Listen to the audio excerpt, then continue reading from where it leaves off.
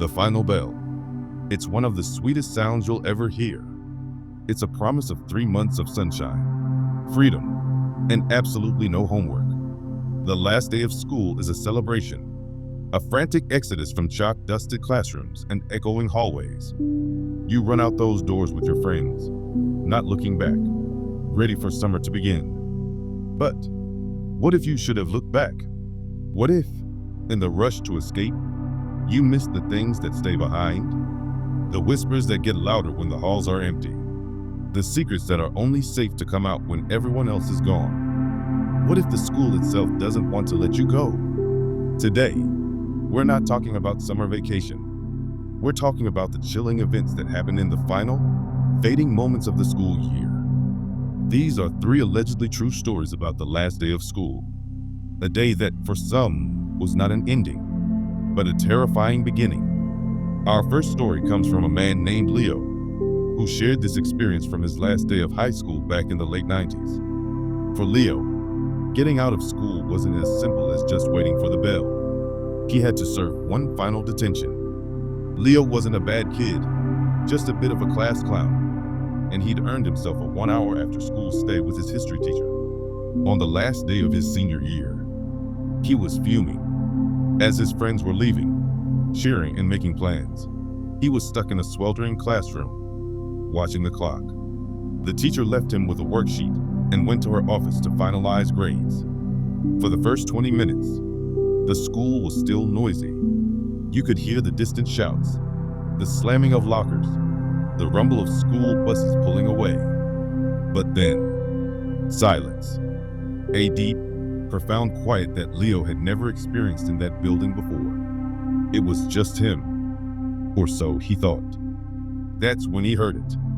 A rhythmic scraping sound coming from down the hall. Scrap. Pause. Scrap. Pause. He recognized it. It was Mr. Abernathy, the school's elderly janitor, cleaning the floors. Mr. Abernathy was a fixture of the school, a man who rarely spoke and always seemed to be looking at something just over your shoulder. Leo finished his worksheet and, feeling restless, decided to take it to his teacher's office. As he walked down the deserted hallway, the scraping stopped. He saw Mr. Abernathy at the far end, standing in front of a small, unmarked wooden door under a stairwell. It was a door Leo had seen 1,000 times, but had never once seen open. The janitor's closet, he assumed. Mr. Abernathy fumbled with a key, opened the door, and slipped inside, pulling it shut behind him. But he wasn't carrying a mop or a bucket. He was carrying a small, black trash bag, but it wasn't full of trash. It was lumpy, with small, distinct shapes inside. Leo didn't think much of it, dropped off his paper, and went back to the classroom to wait out his last few minutes. When the hour was finally up, he grabbed his backpack and practically ran for the exit.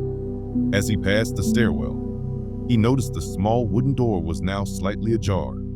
Curiosity, the kind you only have when you're 18 and feel invincible, got the better of him. He crept over and pushed the door open just enough to peek inside. It wasn't a janitor's closet.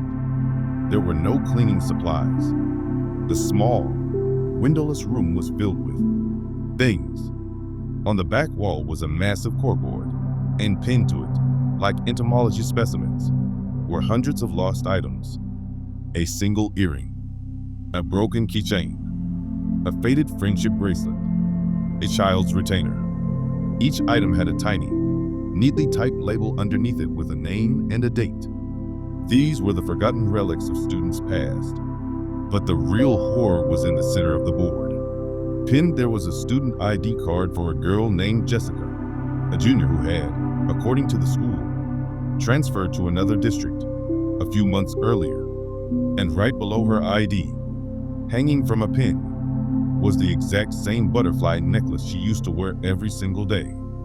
Leo felt a cold dread wash over him. This wasn't a collection. It was a shrine. He backed away slowly, pulled the door so it looked the way he found it, and walked out of that school for the last time, his heart pounding in his chest.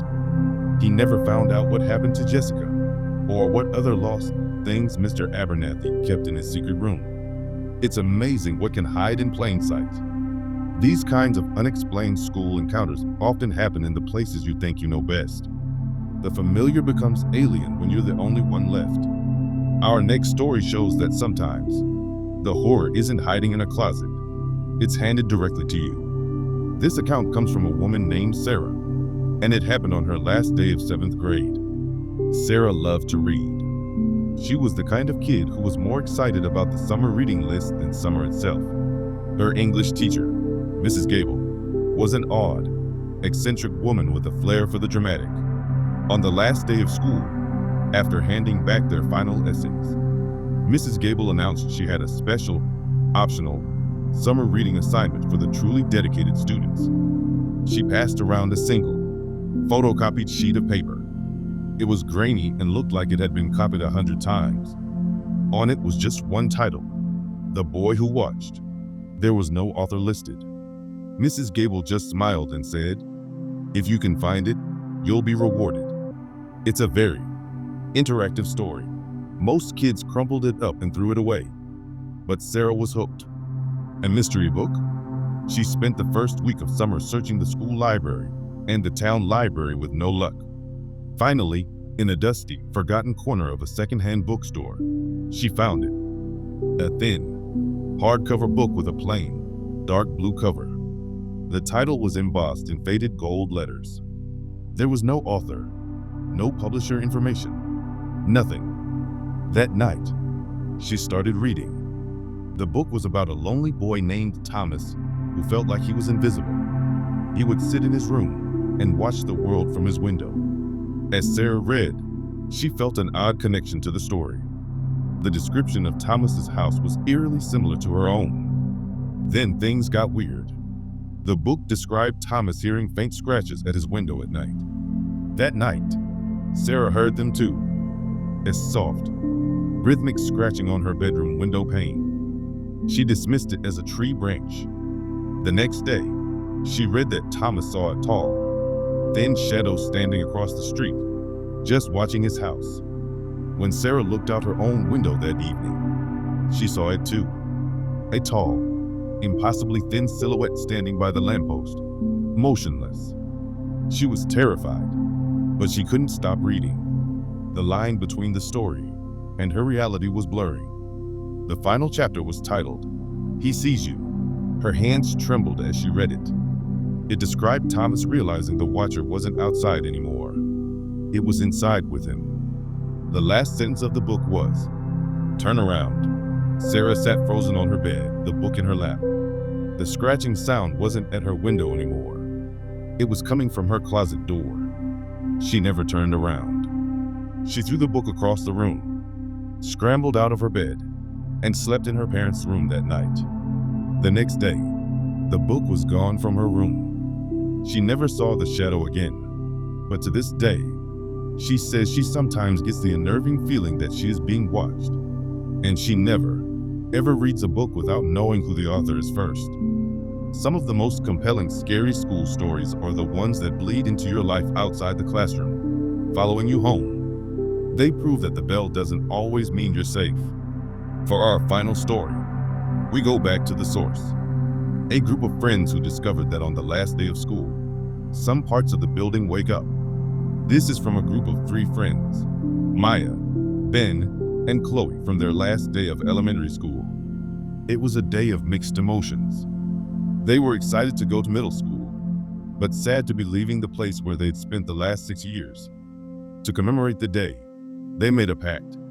They would explore the one place in the school they were never allowed to go, the so-called Old Wing. Rumor had it that part of the school was from the original 1940s structure and had been closed off for decades. After the final bell, while most kids were on the playground waiting for their parents, the 3 of them snuck back inside. They made their way to a long corridor in the back of the gym. At the end was a set of heavy, red fire doors that were always propped open. But today, one was closed.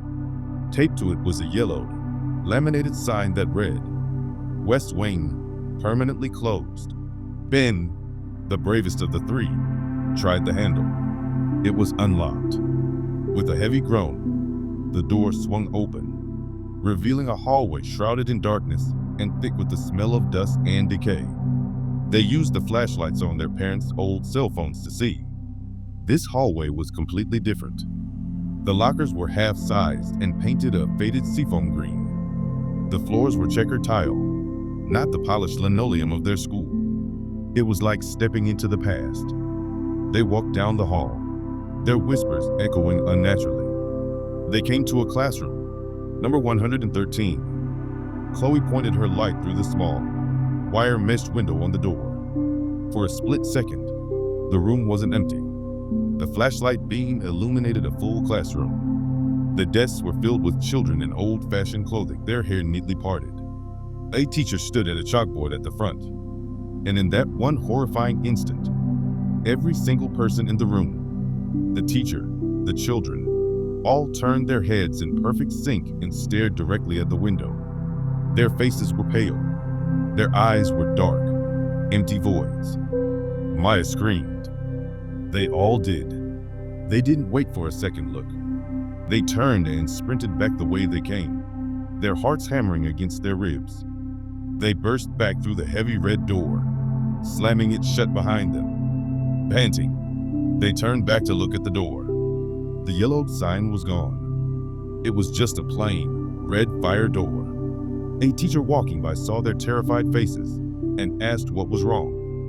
Maya, through ragged breaths, asked, "What's in the West Wing?"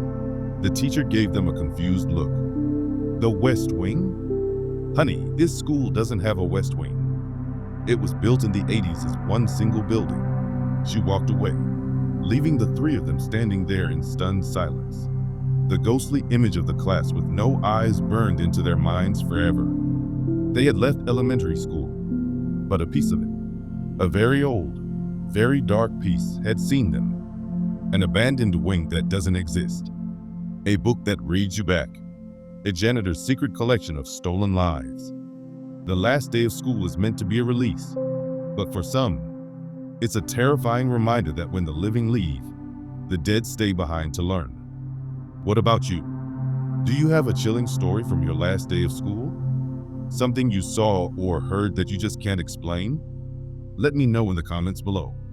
I read all of them. And if you enjoyed these unsettling tales and want more horror that hits a little too close to home, please consider hitting that like button and subscribing to the channel.